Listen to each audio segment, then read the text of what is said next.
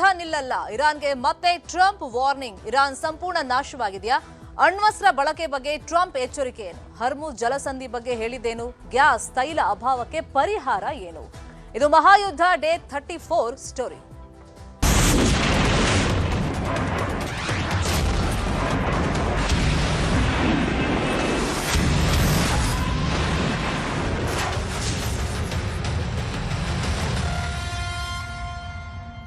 ಮಧ್ಯಪ್ರಾಚ್ಯದಲ್ಲಿ ಯುದ್ಧ ಮುಂದುವರೆದಿದೆ. ಇವತ್ತು 34ನೇ ದಿವಸ. ಈ ಮಧ್ಯದಲ್ಲಿ ಡೊನಾಲ್ಡ್ ಟ್ರಂಪ್ ಅಮೆರಿಕ ಜನರನ್ನ ಉದ್ದೇಶಿಸಿ ಭಾಷಣ ಮಾಡ್ತಾರೆ ಅಂತ ಅನೌನ್ಸ್ ಆದಾಗಲೇ ತುಂಬಾನೇ ಕುತೂಹಲ ಇತ್ತು. ತಮ್ಮ ಭಾಷಣದಲ್ಲಿ ಈ ಯುದ್ಧದ ಬಗ್ಗೆ ಏನೆಲ್ಲ ಪ್ರಸ್ತಾಪ ಮಾಡ್ತಾರೆ, ಯಾಕಂದ್ರೆ ಪದೇ ಪದೇ ಒಂದ್ ಕಡೆ ವಾರ್ನಿಂಗ್ ಕೊಡ್ತಾ ಇದ್ರು ಕೂಡ ಯುದ್ಧ ನಿಲ್ಲುವಂತ ಲಕ್ಷಣಗಳ ಬಗ್ಗೆ ಹಿಂಟ್ಗಳನ್ನ ಕೊಡ್ತಾ ಇದ್ರು ಟ್ರಂಪ್.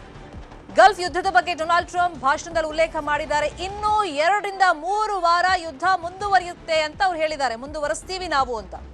2-3 ವಾರ ದೊಡ್ಡ ದಾಳಿ ಮಾಡ್ತೀವಿ ನಾವು. ಇರಾನ್ನ ಎಲ್ಲಾ ಪ್ರಮುಖ ನಾಯಕರನ್ನ ಕೊಂದು ಹಾಕಿದ್ದೀವಿ. ಇರಾನ್ ವಾಯುಸೇನೆಯಲ್ಲಿ ಏನು ಉಳಿದಿಲ್ಲ. ಅಣ್ವಸ್ತ್ರ ಬಳಕೆ ಮಾಡಿದ್ರೆ ನಾವು ಸುಮ್ಮನೆ ಬಿಡಲ್ಲ ಅಂತ ಹೇಳಿದ್ದಾರೆ. ಒಬಾಮಾ ಮಾಡಿದ ಅಣ್ವಸ್ತ್ರ ಒಪ್ಪಂದವನ್ನ ರದ್ದು ಮಾಡಿದೀವಿ. ನಮ್ಗೆ ಇರಾನ್, ಸೌದಿ ಅರೇಬಿಯಾದಿಂದ ತೈಲ ಬೇಡ.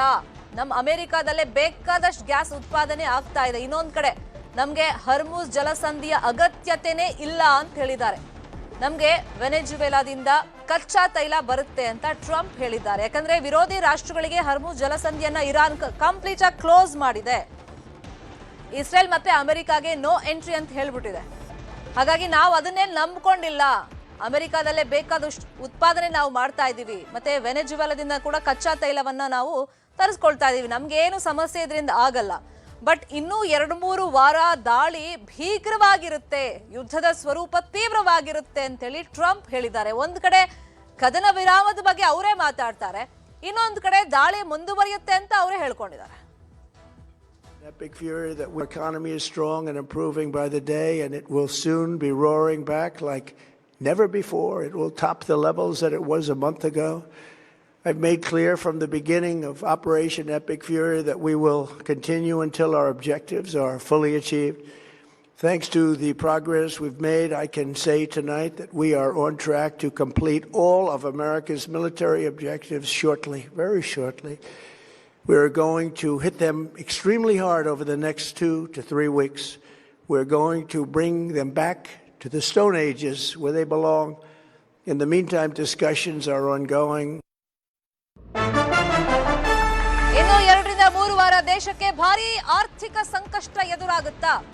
2 ರಿಂದ 3 ವಾರ ಯುದ್ಧ ಮುಂದುವರಿಸ್ತೀವಿ ನಾವು, ಭಾರಿ ಪ್ರಮಾಣದಲ್ಲಿ ದಾಳಿ ಮಾಡ್ತೀವಿ ಅಂತ ಟ್ರಂಪ್ ತಮ್ಮ ಭಾಷಣದಲ್ಲಿ ಪ್ರಸ್ತಾಪ ಮಾಡ್ತಾ ಇದ್ದಂಗೆ ಕಚ್ಚಾ ತೈಲ ಪೂರೈಕೆಯಲ್ಲಿ ಇನ್ನೂ 2 ರಿಂದ 3 ವಾರ ಕಷ್ಟ ಆಗುತ್ತಾ, ವ್ಯತ್ಯಯ ಆಗುವಂತ ಚಾನ್ಸಸ್ ಇದೆ. ಪೆಟ್ರೋಲ್ ಡೀಸೆಲ್ ಬೆಲೆ ಇನ್ನಷ್ಟು ಏರಿಕೆ ಆಗುತ್ತಾ? ಗ್ಯಾಸ್, ಆಟೋ ಗ್ಯಾಸ್ ಮೊದಲೇ ಸಿಗ್ತಾ ಇಲ್ಲ, 120 ರೂಪಾಯಿ ಆಗಿಬಿಟ್ಟಿದೆ. ಆಗುತ್ತಾ? ಹಾಗಾದ್ರೆ ಇನ್ನೂ ರೇಟ್ ಜಾಸ್ತಿ ಮಾಡ್ತಾರೆ. 100 ರೂಪಾಯಿ ಗಡಿ ದಾಟಿದೆ, 120 ರೂಪಾಯಿ ಆಗುತ್ತಾ? ಹಾಗಾದ್ರೆ ಇನ್ನೂ 1 ತಿಂಗಳು ಆರ್ಥಿಕ ಸಂಕಷ್ಟ ಫಿಕ್ಸ್ ಆ ದೇಶದ ಜನತೆಗೆ. ಯುದ್ಧ ಯಾವಾಗ ನಿಲ್ಲುತ್ತೆ ಅಂತ ಹೇಳಿ ದೇಶದ ಜನ, ಅಂದ್ರೆ ಜಾಗತಿಕವಾಗಿ ಆಲ್ಮೋಸ್ಟ್ ಎಲ್ಲಾ ರಾಷ್ಟ್ರಗಳು ಎದುರು ನೋಡ್ತಾ ಇದೆ. ನಮಗಾಗಿರುವಂತ ಸಂಕಷ್ಟ ಯಾವಾಗ ಬಗೆಹರಿಯುತ್ತೆ ಅಂತ ಹೇಳಿ ನಮ್ಮ ಜನನು ಎದುರು ನೋಡ್ತಾ ಇದ್ದಾರೆ. ಈಗ ಟ್ರಂಪ್ ಇನ್ನು 2 ರಿಂದ 3 ವಾರ ಅಂತ ಹೇಳಿದ್ದಾರೆ. ಹಂಗಾಗಿ ಪೆಟ್ರೋಲ್ ಡೀಸೆಲ್ ಬೆಲೆ ಇನ್ನಷ್ಟು ಏರಿಕೆ ಆಗುತ್ತಾ? ಕಮರ್ಷಿಯಲ್ ಗ್ಯಾಸ್ ಮೊದಲೇ ಸಿಗ್ತಾ ಇಲ್ಲ. ಹೋಟೆಲ್ ನಡೆಸೋದು ಹೆಂಗೆ ಅಂತೇಳಿ ಹೋಟೆಲ್ ಮಾಲೀಕರು ಕಂಗಾಲಾಗಿದ್ದಾರೆ. ಈ ಮಧ್ಯದಲ್ಲಿ ಆಟೋ ಚಾಲಕರಿಗೂ ಈಗ ಸಂಕಷ್ಟ ಆಗ್ತಾ ಇದೆ. ಇಲ್ಲಿ ಕೆಲವು ಕಡೆ ಆರೋಪಗಳು ಕೇಳಿ ಬರ್ತಾ ಇರೋದು, ಇಲ್ಲಿ ಸಪ್ಲೈ ಆಗ್ತಾ ಇದೆ, ಆದ್ರೆ ಡಿಮ್ಯಾಂಡ್ ಗಳನ್ನ ಜಾಸ್ತಿ ಕ್ರಿಯೇಟ್ ಮಾಡೋ ರೀತಿ ಮಾಡಿ ಬೆಲೆ ಏರಿಕೆಗೆ ಒಂದು ಮಾರ್ಗವನ್ನ ಕಂಡುಕೊಂಡಿದ್ದಾರೆ ಕೆಲವರು ಅಂತ ಹೇಳಿ ಆರೋಪಗಳು ಕೇಳಿ ಬರ್ತಾ ಇದೆ. ಇನ್ನು ನಾವು ಗ್ಯಾಸ್ ಬಂಕ್ಗಳಲ್ಲಿ ನೋಡ್ತಾ ಇದೀವಿ, ನೋ ಸ್ಟಾಕ್ ಬೋರ್ಡ್ ಅನ್ನ ಹಾಕಿದ್ದಾರೆ. ಬಹುತೇಕ ಕಡೆ ಈಗ ಗ್ಯಾಸ್ ಸಿಗ್ತಾ ಇಲ್ಲ ಅಂತಾನೆ ಮಾಲೀಕರು ಕೂಡ ಹೇಳ್ತಿರೋದು. ಹಂಗಾಗಿ ಕ್ಲೋಸ್ ಮಾಡ್ತಾ ಇದ್ದಾರೆ. ಇನ್ನೊಂದ್ ಕಡೆ ಸಿಕ್ಕಿದ್ರು ಕೂಡ 400 ರೂಪಾಯಿ ಅಥವಾ 600 ರೂಪಾಯಿಗೆ ಅಷ್ಟೇ ಹಾಕಬೇಕು ಅಂತಾನು ಕೆಲವೊಂದು ಕಂಡೀಷನ್ಸ್ ಅನ್ನು ಹಾಕಿದ್ದಾರೆ ಅಂತ ಹೇಳಲಾಗ್ತಾ ಇದೆ. ಕಿಲೋಮೀಟರ್ ಗಟ್ಲೆ ಈ ಗ್ಯಾಸ್ ಬಂಕ್ಗಳ ಮುಂದೆ ಆಟೋ ಚಾಲಕರು ಅವತ್ತಿನ ದುಡಿಮೆಯನ್ನ ಬಿಟ್ಟು ಕಾಯ್ಬೇಕಾದಂತ ಪರಿಸ್ಥಿತಿ, ಕ್ಯೂನಲ್ಲಿ ನಿಂತ್ಕೊಳ್ಬೇಕಾದಂತ ಪರಿಸ್ಥಿತಿ ನಿರ್ಮಾಣವಾಗಿದೆ. ಹಿಂಗೆ ಆದ್ರೆ ನಾವು ಜೀವನವನ್ನ ಮಾಡೋದು ಹೆಂಗೆ ಅಂತೇಳಿ ಆಟೋ ಚಾಲಕರು ಪ್ರಶ್ನೆ ಮಾಡ್ತಾ ಇದ್ದಾರೆ. ಇನ್ನೊಂದ್ ಕಡೆ ವಾಹನ ಸವಾರಿಗೂ ಕೂಡ ಬೆಲೆ ಏರಿಕೆ ಬಿಸಿ ತಟ್ತಾ ಇದೆ. ಇದೇ ವಿಚಾರವಾಗಿ ಇನ್ನಷ್ಟು ಡೀಟೇಲ್ ಆಗಿ ಇನ್ಫಾರ್ಮೇಶನ್ ಅನ್ನು ಕೊಡ್ತಾ ಹೋಗೋದಕ್ಕೆ ನೇರ ಸಂಪರ್ಕದಲ್ಲಿ ಕನೆಕ್ಟ್ ಆಗಿದ್ದಾರೆ ನ್ಯೂಸ್ ರೂಮ್ ಇಂದ ನಮ್ಮ news editor doctor Ramesh Kumar. Doctor Ramesh Kumar, Trump ಭಾಷಣದ ಬಗ್ಗೆ ತುಂಬಾನೇ ಕ್ಯೂರಿಯಾಸಿಟಿ ಇತ್ತು. ಒಂದ್ ಕಡೆ ಕದನ ವಿರಾಮದ ಬಗ್ಗೆ ಪದೇ ಪದೇ ಅವರೇ ಪ್ರಸ್ತಾಪ ಮಾಡ್ತಾರೆ. ಈಗ ನೋಡಿದ್ರೆ ಇನ್ನೂ 2-3 ವಾರ ನಾವು ಮುಂದುವರಿಸ್ತೀವಿ, ಭೀಕರ ರೀತಿಯಲ್ಲಿ ದಾಳಿ ಮಾಡ್ತೀವಿ ಅಂತ. ಅಂದ್ರೆ ತಮ್ಮ ಮಾತಿನ ಬಗ್ಗೆ ಅವರಿಗೆ ಒಂಥರ ಬದ್ಧತೆ ಇಲ್ಲದೆ ಇದ್ರು ಕೂಡ ಸೊ ಇನ್ನೂ ನಾವು 2-3 ವಾರ ಯಾವ ತರ ಸಂಕಷ್ಟವನ್ನ ಎದುರಿಸಬೇಕು. ಮತ್ತೆ ಹರ್ಮೂಸ್ ಬಗ್ಗೆ ಅವ್ರು ಮಾತಾಡಿದ್ದಾರೆ. ಅಂದ್ರೆ ನಮ್ಗೇನು ಅವಶ್ಯಕತೆನೇ ಇಲ್ಲ ಅಂತ ಹೇಳಿದ್ದಾರೆ. ಅದು ಕೇವಲ ಭಾಷಣಕ್ಕೆ ಮಾತ್ರ ಸೀಮಿತನಾ ಅಥವಾ ನಿಜಕ್ಕೂ ಅದರ ಅವಶ್ಯಕತೆ ಇಲ್ವಾ ಅಮೆರಿಕಾಗೆ? ಶರ್ಮಿತಾ, ಟ್ರಂಪ್ ಅವರ ಭಾಷಣ ಒಬ್ಬ ಸೇನಾ ವಕ್ತಾರರಂತೆ ಅಷ್ಟೇ ಇತ್ತು ಅಂತ ಹೇಳ್ಬೋದು. ಯಾಕೆಂದರೆ ಅವರು ಇರಾನ್ ಮೇಲೆ ಏನೆಲ್ಲ ದಾಳಿ ಮಾಡಿದ್ವಿ, ಹೇಗೆಲ್ಲ ದಾಳಿ ಮಾಡಿದ್ವಿ, ಮತ್ತು ಅಲ್ಲಿ ಏನೆಲ್ಲ ನಷ್ಟ ಆಗಿದೆ, ಸೊ ನಾವು ಯಾವ್ಯಾವ ರೀತಿ ದಾಳಿ ಮಾಡಿದ್ವಿ ಅಂತಕ್ಕಂಥದ್ದು ಒಬ್ಬ ಸೇನಾ ವಕ್ತಾರರು ಹೇಗೆ ಮಾತಾಡ್ತಾರೆ ಆಗಷ್ಟೇ ಮಾತಾಡ್ತಾರೆ. ಇದರಲ್ಲಿ ಬಹುಮುಖ್ಯವಾಗಿ ಆಲ್ರೆಡಿ ಟ್ರಂಪ್ ಹೇಳಿದ್ರು ಒಂದು 2-3 ವಾರ ನಾವು ಯುದ್ಧವನ್ನು ಕಂಟಿನ್ಯೂ ಮಾಡ್ತೀವಿ ಅಂತ. ಸೊ ಅದನ್ನೆಲ್ಲಿ ರಿಪೀಟ್ ಮಾಡಿದರೆ ಇವತ್ತಿನ ಭಾಷಣದಲ್ಲಿ ಅಂಥ ಪ್ರಮುಖ ಅಂಶಗಳೇನು ಇಲ್ಲ. ಆದರೆ ಬಹುಮುಖ್ಯವಾಗಿ ನಮಗೆ ಇಲ್ಲಿ ಗಮನಿಸಬೇಕಾಗಿರೋದು, ಟ್ರಂಪ್ ಭಾಷಣ ಮಾಡಿ ಕೇವಲ 1 ಗಂಟೆಯಲ್ಲಿ ಏಷ್ಯನ್ ಮಾರ್ಕೆಟ್ಗಳೆಲ್ಲ ಅಲ್ಲೋಲ ಕಲ್ಲೋಲ ಆಗ್ತಿದೆ. ಇದ್ದಕ್ಕಿದ್ದಂಗೆ ಗೋಲ್ಡ್ ರೇಟ್ ಜಾಸ್ತಿ ಆಗಿದೆ, ಬಿಟ್ಕಾಯಿನ್ಗಳ ರೇಟ್ ಜಾಸ್ತಿ ಆಗಿದೆ, ಮತ್ತು ನ್ಯಾಸ್ಡ್ಯಾಕ್ ಮಾರ್ಕೆಟ್ ಏನಿದೆ ಅಲ್ಲೂ ಕೂಡ ಸಾಕಷ್ಟು ಏರುಪೇರುಗಳಾಗಿದೆ. ಎಲ್ಲದು ರೆಡ್ ಕಲರೇ ತಿರುಗ್ತಾ ಇದೆ. ಅಂದರೆ ಎಲ್ಲದರ ವ್ಯಾಲ್ಯೂ ಕೂಡ ಜಾಸ್ತಿ ಆಗ್ತದೆ ಏಷ್ಯನ್ ಕಂಟ್ರೀಸ್ಗಳಲ್ಲಿ ಪ್ರಮುಖವಾಗಿ ಗಮನಿಸಿದಾದ್ರೆ. ಮತ್ತು ಟ್ರಂಪ್ ಭಾಷಣ ಮಾಡಿದ್ರು ಏನು 3 ವಾರ ಯುದ್ಧ ನಿಲ್ಲಲ್ಲ, ಹಿಂದೆಂದೂ ಕಾಣದಂಥ ಮಟ್ಟಿಗೆ ನಾವು ದಾಳಿಯನ್ನು ಮಾಡ್ತೀವಿ, ಅಮೆರಿಕ ಸೇನೆ ಎಲ್ಲದಕ್ಕೂ ರೆಡಿಯಾಗಿದೆ ಅಂತ ಹೇಳಿದ್ರು. ಟ್ರಂಪ್ ಭಾಷಣ ಮುಗಿತಿದ್ದಂಗೆ ಇಸ್ರೇಲ್ನ ಐಫಾ ಅಂತಕ್ಕಂಥ ಒಂದು ಆಯಿಲ್ ಪೋರ್ಟ್ ಏನೋ ತೈಲ ಒಂದು ಸಂಗ್ರಹಣ ಬಂದರ್ ಇತ್ತು, ಆ ಬಂದರಿನ ಮೇಲೆ ಇರಾನ್ ಬಹುದೊಡ್ಡ ದಾಳಿಯನ್ನು ಮಾಡಿದೆ. ಅಲ್ಲಿರ್ತಕ್ಕಂಥ ಸಾವಿರಾರು ಬ್ಯಾರಲ್ಗಳನ್ನು ತೈಲವನ್ನು ಏನೋ ಬ್ಲಾಸ್ಟ್ ಮಾಡಿದಂತಕ್ಕಂಥ ನ್ಯೂಸ್ ಬರ್ತಾ ಇದೆ. ಅಂದರೆ ಟ್ರಂಪ್ ಭಾಷಣ ಮುಗಿತಿದ್ದಂಕಲೇ ಇರಾನು ತನ್ನ ದಾಳಿಯನ್ನು ಸಾಕಷ್ಟು ವೇಗದಲ್ಲಿ ಮುಂದುವರಿಸಿದೆ.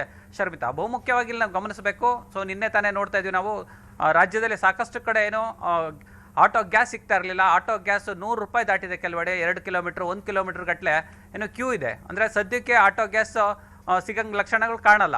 ಮತ್ತು ಇನ್ನೊಂದು ಗೋಲ್ಡ್ ರೇಟ್ ಜಾಸ್ತಿ ಆಗ್ತಾ ಇದೆ, ಬಿಟ್ಕಾಯಿನ್ ರೇಟ್ ಜಾಸ್ತಿ ಆಗ್ತಾ ಇದೆ. ಮತ್ತು ನೋಡಿ, ಕಮರ್ಷಿಯಲ್ ಸಿಲಿಂಡ್ರು ಒಂದು 50%ಇಂದ 70%ಗೆ ನಾವು ಜಾಸ್ತಿ ಮಾಡ್ತೀವಿ ಅಂದಿದ್ರು.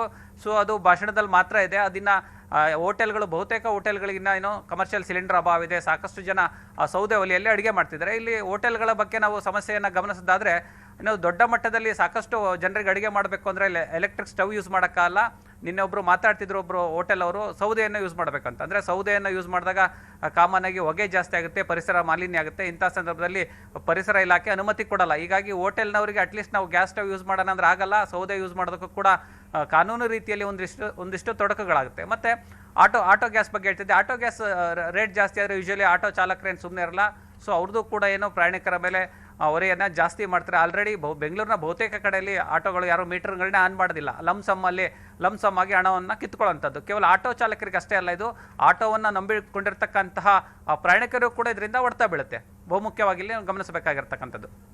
ಮತ್ತೆ ಶರ್ಮಿತಾ, ಏನಂದ್ರೆ 3 ವಾರದಲ್ಲಿ ಯುದ್ಧ ಮುಗಿಸ್ತೀವಿ ಅಂದರೆ ಕಂಟಿನ್ಯೂ 3 ವಾರ ಯುದ್ಧ ಮಾಡ್ತೀವಿ ಅಂತ ಹೇಳಿದರೆ, ಆದರೆ ಯುದ್ಧ ಮುಗಿದ ತಕ್ಷಣ ಎಲ್ಲ ಸಮಸ್ಯೆಗಳು ಪರಿಹಾರ ಸಿಗುತ್ತಾ ಅಂತ ನೋಡಿದ್ರೆ ಖಂಡಿತ ಇಲ್ಲ. ಯಾಕೆಂದರೆ ಈಗ ಆಲ್ರೆಡಿ ಬರ್ತಕ್ಕಂತಹ ಕಚ್ಚಾ ಕ್ರೂಡ್ ಆಯಿಲ್ ಏನಿದೆ ಅದರ ಪ್ರಮಾಣ ಸ್ವಲ್ಪ ಕಡಿಮೆ ಆಗಿದೆ. ಸೊ ಇನ್ನೂ 3 ವಾರ ಕೂಡ ಈ ಕಚ್ಚಾ ತೈಲದ ಪ್ರಮಾಣ ಈಗೇನು ಬರ್ತಾ ಇದೆ ಅದರ ಪ್ರಮಾಣ ಅಷ್ಟೇ ಇರುತ್ತೆ. ಹಾಗಾಗಿ ಭಾರತಕ್ಕೆ ನಾವು ಸ್ಪೆಷಲಿ ನೋಡೋದಾದರೆ ಈ ಕಚ್ಚಾ ತೈಲದ ಅಭಾವ ಇದ್ದೇ ಇರುತ್ತೆ. ಈಗ ಆಲ್ರೆಡಿ ಶೆಲ್ಲು ಮತ್ತು ನಯಾರ ಪೆಟ್ರೋಲ್ ಬಂಕ್ ಏನಿದೆ ಅಲ್ಲಿ ತೈಲದ ಬೆಲೆ ಸಾಕಷ್ಟು ಹೆಚ್ಚಾಗಿದೆ. ನಿನ್ನೆ ನಾವು ಇದು ನೋಡೋದಾದರೆ ಶೆಲ್ ಪೆಟ್ರೋಲ್ ಬಂಕ್ ನೋಡೋದಾದ್ರೆ ನೋಡಿ, ಏಕ್ದಮ್ ನಿನ್ನೆ ಡೀಸೆಲ್ಗೆ 25 ರೂಪಾಯಿ ಮತ್ತು ಪೆಟ್ರೋಲ್ಗೆ 7 ರೂಪಾಯಿ ಜಾಸ್ತಿ ಮಾಡಿದ್ದಾರೆ. ಇನ್ನೂ 3 ವಾರ ಏನಾದರೂ ಕಚ್ಚಾ ತೈಲದ ಪ್ರಮಾಣ ಭಾರತಕ್ಕೆ ಆಮದಾಗಂಥದ್ದು ಕಡಿಮೆ ಆಗಿದ್ರೆ ಇನ್ನಷ್ಟು ತೈಲದ ಬೆಲೆಯಲ್ಲಿ ಹೆಚ್ಚಳ ಆಗುತ್ತೆ ಖಂಡಿತ. ಮತ್ತು ಗ್ಯಾಸ್ ಕೂಡ 105 ರೂಪಾಯಿ ಆಗಿತ್ತು ಆಟೋ ಗ್ಯಾಸ್, ಅದರ ಪ್ರಮಾಣ ಕೂಡ ಹೆಚ್ಚಾಗುತ್ತೆ. 3 ವಾರಗಳ ಬಳಿಕ ಏನಾದರೂ ಇನ್ನೊಂದಿಷ್ಟು ಹೆಚ್ಚಿನ ಪ್ರಮಾಣದಲ್ಲಿ ಕಚ್ಚಾ ತೈಲ ಏನಾದರೂ ಭಾರತಕ್ಕೆ ಸರಬರಾಜೆ, ಅದರದ್ದು ಸಂಸ್ಕರಣೆ ತುಂಬ ದಿನ ಹಿಡಿಯುತ್ತೆ. ಅಂದರೆ 1 ತಿಂಗಳು ಹಿಡಿಯುತ್ತೆ ಅಥವಾ 1.5 ತಿಂಗಳು ಹಿಡಿಯುತ್ತೆ. ಹಾಗಾಗಿ ಯುದ್ಧ 3 ವಾರದಲ್ಲಿ ಮುಗಿಯುತ್ತೆ ಅಂದರೆ 4ನೇ ವಾರಕ್ಕೆ ಭಾರತದ ಆರ್ಥಿಕ ಪರಿಸ್ಥಿತಿ ಯಥಾಸ್ಥಿತಿಗೆ ಬರುತ್ತೆ, ಜನರ ಸಂಕಷ್ಟಗಳೆಲ್ಲ ದೂರ ಆಗುತ್ತೆ, ಜೀವನ ಯಥಾಸ್ಥಿತಿ ಆಗುತ್ತೆ ಅಂತಕ್ಕಂಥ ಖಂಡಿತ ನಂಬಂಗಿಲ್ಲ. ಯುದ್ಧ ಮುಗಿದ್ರೂ ಕೂಡ, ಒಂದು ವೇಳೆ ಸಂಪೂರ್ಣವಾಗಿ ಯುದ್ಧ ಮುಗಿದ್ರೂ ಕೂಡ ಭಾರತದ ಆರ್ಥಿಕತೆ ಮತ್ತು ಇತರ ಏಷ್ಯಾ ದೇಶದ ಆರ್ಥಿಕತೆ ಮತ್ತು ಜನರ ಜೀವನ ಸುಧಾರಿಸಲಿಕ್ಕೆ ಮಿನಿಮಮ್ 1.5 ತಿಂಗಳು ಬೇಕಾಗುತ್ತೆ. ಶರ್ಮಿತಾ. ಡಾಕ್ಟರ್ ರಮೇಶ್ ಕುಮಾರ್, ಈಗ ಟ್ರಂಪ್ ಇನ್ನು 2ರಿಂದ 3 ವಾರ ಯುದ್ಧ ಮುಂದುವರಿಸ್ತೀವಿ ನಾವು, ಭೀಕರ ರೀತಿಯಲ್ಲಿ ದಾಳಿ ಅಂದ್ರು. ನ್ಯಾಟೋ ರಾಷ್ಟ್ರಗಳ ಬೆಂಬಲನೂ ಇಲ್ಲ, ಇತ್ಲಾಗೆ ಗಲ್ಫ್ ರಾಷ್ಟ್ರಗಳಿಂದನೂ ಬೆಂಬಲ ಇಲ್ಲ. ಅಮೆರಿಕ ಏಕಾಂಗಿ ಆಯ್ತಾ ಅನ್ನೋ ಪ್ರಶ್ನೆ ಬಂದಾಗ ಇಸ್ರೇಲ್ ಮತ್ತೆ ಅಮೆರಿಕ ಮಧ್ಯನೂ ಕೂಡ ಈ ವಿಷಯವಾಗಿ ಒಂದಿಷ್ಟು ಗೊಂದಲಗಳು ಕ್ರಿಯೇಟ್ ಆಗಿದೆ. ಅಂದ್ರೆ ಒಪಿನಿಯನ್ ಚೇಂಜ್ ಆಗಿದೆಯಾ ಅಂತಾನೂ ಕೂಡ ಚರ್ಚೆಗಳಾಗ್ತಾ ಇತ್ತು. ಈ ಮಧ್ಯದಲ್ಲಿ ಯಾರು ಸಪೋರ್ಟ್ ಇಲ್ದಲೆ ನಮ್ಮ ವಾಯು ಮಾರ್ಗವನ್ನು ಯೂಸ್ ಮಾಡಬೇಡಿ ಅಂತ ಹೇಳ್ತಿರೋದ್ರಿಂದ ರಷ್ಯಾ, ಫ್ರಾನ್ಸ್ ಸೇರಿದಂತೆ ಇತರೆ ರಾಷ್ಟ್ರಗಳು ಈಗ ಯಾವ ತರ ಹೋರಾಟ ಅಮೆರಿಕ ಮುಂದುವರಿಸುತ್ತೆ ಅನ್ನುವಂತ ಒಂದು ಕುತೂಹಲ. ಶರ್ಮಿತಾ, ಟ್ರಂಪ್ ಕಳೆದ 3-4 ದಿನಗಳಿಂದ ಹೇಳ್ತಾ ಇದ್ರು ಸಾಕಷ್ಟು ದಾಳಿಯನ್ನು ಮಾಡ್ತಿದ್ದೇವೆ ಅಂತಕ್ಕಂಥದ್ದು ಕೇವಲ ಭಾಷಣಕ್ಕೆ ಮಾತ್ರ ಸೀಮಿತ ಆಗಿದೆ. ಯಾಕೆಂದರೆ ಹೆಚ್ಚಿನ ಸೇನಾ ವಿಮಾನಗಳನ್ನ ಕಳಿಸಿದ್ದಕ್ಕೆ ಯೂಸ್ ಮಾಡ್ತಕ್ಕಂಥದ್ದು ಇಟಲಿ, ಸ್ಪೇನು, ವಾಯುನೆಲೆಗಳನ್ನು, ಆ ವಾಯುನೆಲೆಗಳನ್ನು, ವಾಯು ಮಾರ್ಗಗಳನ್ನು ನೀವು ಬಳಸಬೇಡಿ ಅಂತಕ್ಕಂಥದ್ದು ನ್ಯಾಟೋ ಮೆಂಬರ್ ಏನು ರಾಷ್ಟ್ರಗಳಿದೆ, 32 ನ್ಯಾಟೋ ರಾಷ್ಟ್ರಗಳಿದೆ, ಅದು ಕೂಡ ನಿರ್ಬಂಧ ಇರಿದೆ ಅಮೆರಿಕದ ಮೇಲೆ. ಮತ್ತು ಇಟಲಿ, ಫ್ರಾನ್ಸ್ಗಳು ಕೂಡ ಅಮೆರಿಕದ ಸೇನಾ ವಿಮಾನಗಳನ್ನು ಹೋಗೋದಕ್ಕೆ ಬಿಡ್ತಾ ಇಲ್ಲ, ನಿರ್ಬಂಧ ಇರಿದೆ. ಅಂದರೆ ಆಲ್ರೆಡಿ ಅಮೆರಿಕದ ಏನು ಟ್ರಂಪ್ ಏಕಪಕ್ಷೀಯ ನಿರ್ಧಾರ ಇದೆ, ಯುದ್ಧ ನೀತಿ ಇದೆ, ಅದನ್ನು ನ್ಯಾಟೋ ರಾಷ್ಟ್ರಗಳು ಕೂಡ ಖಂಡಿಸ್ತಾ ಇದ್ದಾವೆ. ಅಮೆರಿಕಾಗೆ ಯಾವುದೇ ರೀತಿ ಸಪೋರ್ಟ್ ಮಾಡ್ತಾ ಇಲ್ಲ. ನಾವು ಮೇಲ್ನೋಟಕ್ಕೆ ಇರಾನ್ಗೆ ಯಾರ್ದು ಸಪೋರ್ಟ್ ಇಲ್ಲ ಅಂತ ಅನಿಸ್ತಿದೆ, ಆದರೆ ಪರೋಕ್ಷವಾಗಿ ನಾವಿಲ್ಲಿ ರಷ್ಯಾ ಮತ್ತು ಚೀನಾದ ಬೆಂಬಲ ಇಲ್ಲದೆ ಇರಾನ್ ಈ ಮಟ್ಟಕ್ಕೆ ದಾಳಿ ಮಾಡೋದಕ್ಕೆ ಸಾಧ್ಯ ಇಲ್ಲ. ಮತ್ತು ಟ್ರಂಪ್ ಬೆಳಗ್ಗೆ ಏನು ಭಾಷಣ ಮುಗಿದ ತಕ್ಷಣ ಅಟ್ಯಾಕ್ ಮಾಡಿದ್ದಾರೆ. ಹೀಗಾಗಿ ಇಲ್ಲಿ ನಮಗೆ ಎಕ್ಸಾಕ್ಟಾಗಿ ಗೊತ್ತಾಗುತ್ತೆ ಇಲ್ಲಿ ಇರಾನ್ಗೆ ರಷ್ಯಾ ಮತ್ತು ಚೀನಾದ ಬೆಂಬಲ ಎಷ್ಟಿದೆ ಅಂತಕ್ಕಂಥದ್ದು. ಮತ್ತು ಅಮೆರಿಕದ ಸೇನಾ ನೆಲೆಗಳನ್ನು ಉಳಿಸ್ ಮಾಡೋದಕ್ಕೆ ರಷ್ಯಾ ಬಹುಮುಖ್ಯವಾಗಿ ಸಪೋರ್ಟ್ ಮಾಡಿದೆ ಅಂತಕ್ಕಂಥದ್ದು ಉಕ್ರೇನ್ ಅಧ್ಯಕ್ಷ ಜೆಲೆನ್ಸಿ ಹೇಳಿದರು. ಅಂದರೆ ಅಮೆರಿಕದ ಪ್ರಮುಖ ಹಬ್ಗಳ ನಕ್ಷೆಗಳಿತ್ತು, ಆ ನಕ್ಷೆಗಳನ್ನು, ಮ್ಯಾಪ್ಗಳನ್ನು, ಗೂಗಲ್ ಮ್ಯಾಪ್ಗಳನ್ನ ತೆಕ್ಕೊಟ್ಟಿದ್ದು ರಷ್ಯಾ. ಅಂದರೆ ಟೆಕ್ನಿಕಲಿ ಇಸ್ರೇಲ್ಗೆ ಇರಾನ್ಗೆ ಅನುಕೂಲ ಮಾಡ್ತಾ ಇದೆ. ಹೀಗಾಗಿ ಅಮೆರಿಕಕ್ಕೆ ಒಂದು ರೀತಿ ಭಯ ಶುರುವಾಗಿದೆ ಅಂತಕ್ಕಂಥ ಮಾತುಗಳನ್ನ ಕೂಡ ಜೆಲೆನ್ಸ್ಕಿ ಆಡಿದ್ದನ್ನು ನಾವಿಲ್ಲಿ ಒಂದ್ಸಲ ನೆನ್ಪು ಮಾಡ್ಕೋಬಹುದು. ಸುದ್ದಿನ thank you so much doctor Ramesh Kumar.